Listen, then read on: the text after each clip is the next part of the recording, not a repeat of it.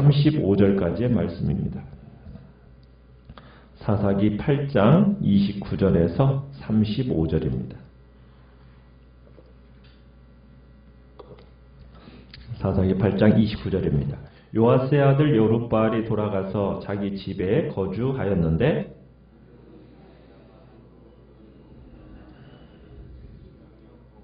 세겜에 있는 그의 첩도 아들을 낳았으므로 그의 이름을 아비멜렉이라 하였더라.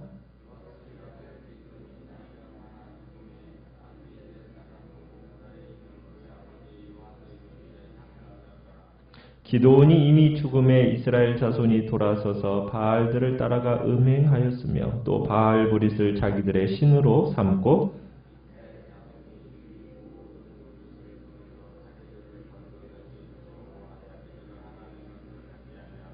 같이 읽습니다. 또 여룹바알이라 하는 기드온이 이스라엘에 베푼 모든 은혜를 따라 그의 집을 후대하지도 아니하였더라. 아멘. 오늘 말씀의 제목은 기드온의 말년이라는 제목으로 말씀을 나눕니다. 전쟁을 통해 영웅이 된 기드온, 기드온이 왕으로 등극하지는 않았습니다. 그렇지만 기드온은 왕에나 걸맞은 그런 생활을 했다는 것을 우리가 보게 됩니다.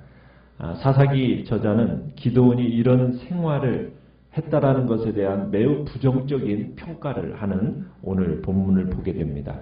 기드온의 나머지 여생이 어떻게 묘사되고 있는가 오늘 본문을 보면서 한번 살펴보도록 하겠습니다. 전쟁을 승리로 이끈 후 죽기까지 기드온이 한 일이 뭐냐? 첫 번째로 29절에 보시면은 전쟁이 있은 후 40년 동안 이스라엘이 평안했습니다. 그런데 이 기간 동안 기드온은 자기 집에 거주하였다 이렇게 표현하고 있어요. 자기 집에 거주하다.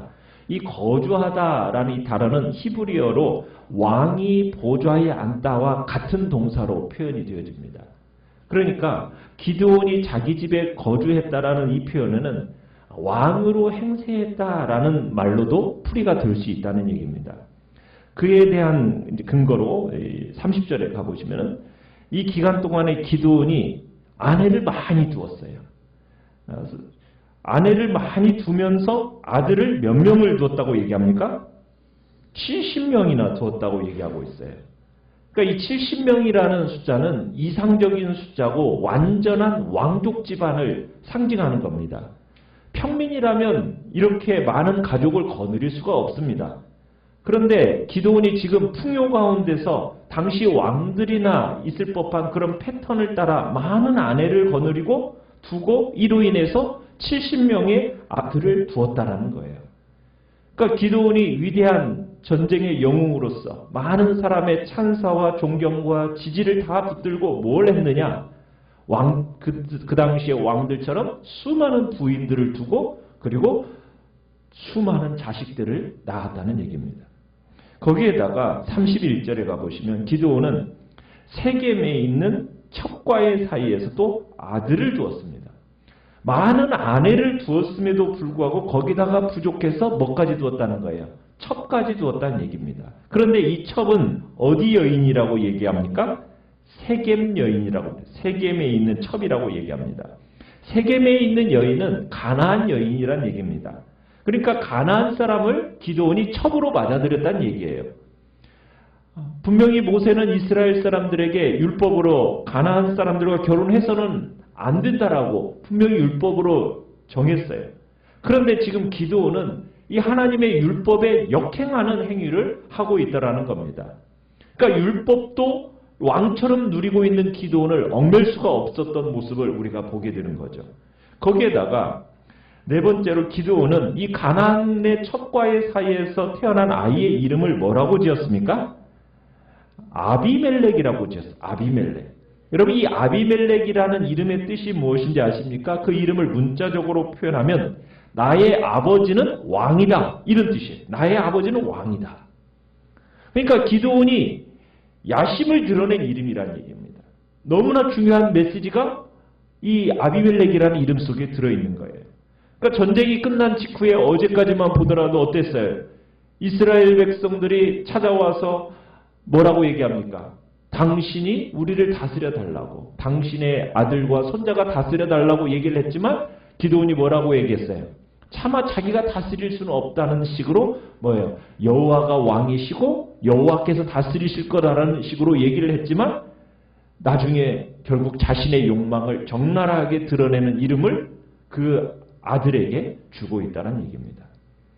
거기에다가 다섯 번째로 32절에 가보면 기드온이 죽어서 왕족의 묘에 묻혔다라는 식으로 표현을 해놓고 있습니다. 이렇게 표현해놓고 있죠. 요아스 32절에 요아스의 아들 기드온이 나이가 많아 죽음에 아비에셀 사람이 오브라에 있는 그의 아버지 요아스의 묘실에 장사되었더라. 이 표현은요, 여러분들이 이제 열왕기를 보면 알겠지만 이 왕의 죽음을 묘사할 때 쓰이는 표현입니다. 그러니까 마치 자신의 아버지 요아스가 왕조를 시작한 것처럼 묘사를 하고 있다는 얘기입니다. 그러니까 지금 사사기 저자는 지금 그렇게 표현하고 있는 거예요. 왕이라는 타이틀은 거부했는지 모르겠지만 왕처럼 살다가 왕처럼 붙였다. 지금 이렇게 기드온을 부정적으로 묘사하고 있는 겁니다. 왕은 안 되겠다고 했지만 왕들이 받는 공격, 왕들이 누리는 삶, 왕들이 받는 대접 하나도 빠뜨리지 않고 다 받고 있는 것이 결국 기드온의 모습이라는 것을 성경은 지금 분명하게 밝히고 있는 겁니다. 자, 기드온이 이렇게 해서 이제 죽게 됩니다. 이스라엘 백성의 모습이 이제 33절의 모습에서 나타나는데 기드온이 죽은 후에 이스라엘의 영적인 타락이 점차 증가되어지는 모습을 보게 돼요. 첫 번째는 33절에 보시면은 이스라엘이 그나마 얼마 남지 않았던 그 여호와를 향한 믿음마저 저버리게 돼요. 뭘 대신 섬기게 됩니까? 바알을 따라가서 음행하고 또 바알 브릿을 자기 신들의 신으로 삼았다라고 얘기합니다. 그러니까 어느새 미디안의 그 혹독한 핍박에서 구원하신 그 하나님의 언약의 하나님을 잊어버리고 지금 우상으로 그 하나님을 대체해버리고 있다는 거예요. 거기다가 34절 보시면 두 번째는 이스라엘은 그들의 그 적들의 손에서 구원하신 하나님을 뭐하지 않았더라? 기억하지 않았다. 이렇게 표현하고 있어요. 여기서 기억하지 않았다라는 표현은 인정하지 않았다. 자신이 알고 있는 것에 적합한 반응을 보이지 않았다. 이런 뜻입니다. 그러니까 이스라엘은 과거에 하나님께서 그들에게 베푸신 은혜에 대해서 감사하지도 않고 그 은혜에 부응해 살지도 않았다라는 의미입니다. 세 번째로 35절에 보면은 그들에게 한때 의인이었던 기드온, 그 기드온의 자손들에게 어떻게 해야 하지 않았다고요? 모든 은혜를 따라 그 집을 후대하지 않았다. 적절하게 대접하지 않았다. 어느덧 하나님만 무시한 것이 아니라 그들에게 은혜를 베푼 사람까지도 박대하는 천박한 사람들로 타락했다라는 것이 지금 이스라엘의 모습입니다. 바알이라는 신, 이 바알이라는 신은 어떻게 보면 기드온이 40년 전 아버지 집에서 단을 헐어냈던 신이 바알이지 않습니까? 그래서 기드온이 이 바알과 쟁론에서 이겼다라는 그 바알을 누른 자라는 의미의 이름이 붙여졌죠. 그 이름이 뭐였습니까? 여룻바알이에요. 여룻바알. 그런데 이 여룻바알을 이제 죽고 나서는 이제는 다시 이 바알을 섬기는 자리에 지금 이스라엘 백성들이 간 거예요. 그러니까 기드온이 어떻게 보면 하나님의 그 구원의 역사를, 기드온을 통한 이 하나님의 그 구원의 역사를 아무런 결실도 맺지 못한 채 지금 이렇게 되고 말았어요. 역사는 다시 악한 상태로 이제 흘러갑니다. 하나님이 계속적인 징계로 나아갔지만 그 나아가는 모습, 이스라엘에게서 정말 더 이상 좋아지는 모습을 볼 수가 없어요. 이 모습 하나님 어떻게 다뤄야 될까요?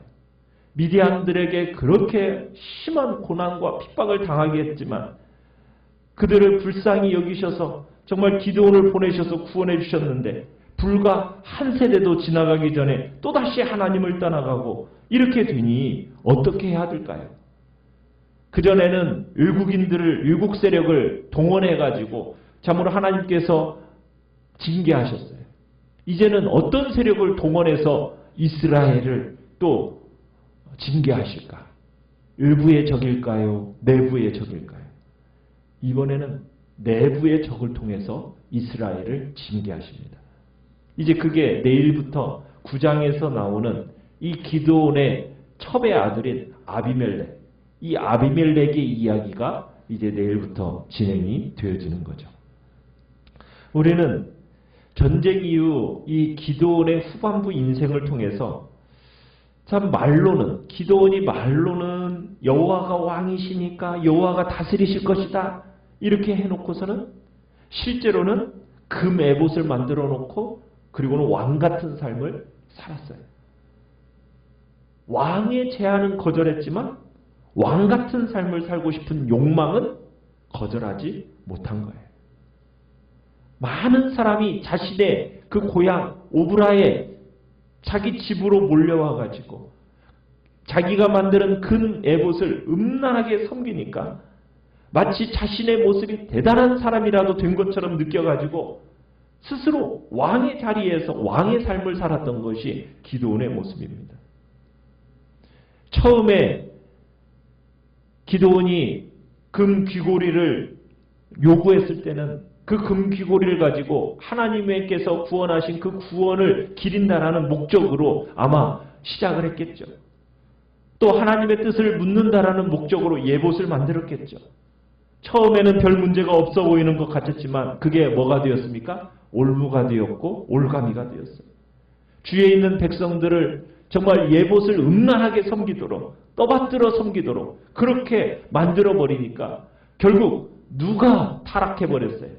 기드온이 자신이 대단한 인물인 양 착각하고 결국에는 타락한 왕좌에 스스로 앉아버리게 되어버린 겁니다. 사랑하는 성도 여러분, 무엇이든지 살아계신 하나님과의 교제를 막아버리는 것이 있습니까? 그분을 사랑하는 데 있어서 방해하는 것이 있습니까? 그분의 은혜를 기억나지 못하게 만드는 게 있습니까? 그게 처음에는 아무리 그럴싸하게 시작하였다 할지라도 그것은 올무가 되는 거예요. 국가적인 위기의 순간에는요, 각광을 받으면서 정말 용기 있는 행동을 통해 하나님께 영광을 돌리는 것. 여러분, 이것이 쉬울까요? 아니면 매일의 일상적인 삶에서 일관되게 하나님께 영광을 돌리는 삶이 쉬울까요? 앞의 삶이 더 쉽다라는 걸 보게 돼요. 우리의 삶이요, 역경과 시험이 있을 때는 도리어 그때는 그 시험을 잘 통과하는데요, 순탄하잖아요. 그 순탄할 때의 시험을 잘 통과하지 못하는 경우가 더 많아요.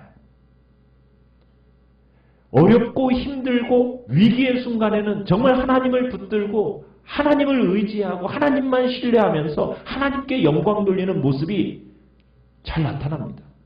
그런데 평상시 정말 모든 것들이 평탄하고 아무런 어려움도 없이 일상의 삶을 살아갈 때는요, 그때는 사람이 하나님을 신뢰하고 의지하고 주께 영광 돌리기보다는 스스로 편안하니까 스스로가 왕이 되어 살아가는 그런 일들이 일어난다는 거예요. 어떻게 보면은 매일의 삶에서 하나님을 섬기는 것이 오히려 더 중요하다라는 것을 우리는 오늘 기도원을 통해서 보게 되는 거예요. 우리는 매일매일의 삶 속에서 정말 하나님을 일관되게 섬기고 정말 그 하나님을 일관되게 사랑하는 일에 최선을 다하며 살아가시길 바랍니다.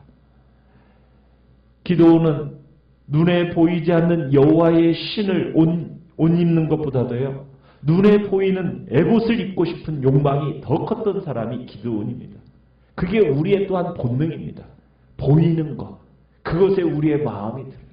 그런데요, 우리는 보이는 것에 우리의 마음을 두어서는 안 됩니다. 우리는 매일 이 성령의 옷 입기를 매일같이 사모하셔야 됩니다. 기도하며 그렇게 나아가셔야 돼요. 자칫 잘못하면은 우리에게 입혀지는 그 성령의 옷은 내팽개치고 금 에봇을 입고 싶어 할 것이 우리의 본능이기 때문입니다. 그래서 오늘 한날 정말 주님 앞에서 성령으로 내게 덧입혀 주시고 성령으로 충만하여서 성령의 지배를 받아 오늘 한 날도 믿음으로 승리의 길을 걸어갈 수 있게 해달라고 주님 앞에 기도하며 나가시길 바랍니다. 우리가 매일매일 참으로 주님께 영광 돌면서 승리의 삶을 살아가는 것, 이것은 내 힘으로는 불가능한 거예요. 오직 성령으로 내가 덧입어져서 그 성령의 충만함이 내 안에 있기를 이 시간에도 간구하며 나가시길 바라고, 그로 인하여서 한순간 주님 앞에서 막 뭔가 대단한 일을 한 사람으로 남는 게 아니라 일평생 하나님 앞에 온전히 순종하는 자리에 전진하는 복된 그런 삶을 살아가시기를 간절히 바랍니다. 오늘도 지속적인 순종이 가능한 복된 하루를 놓고 기도하시고요.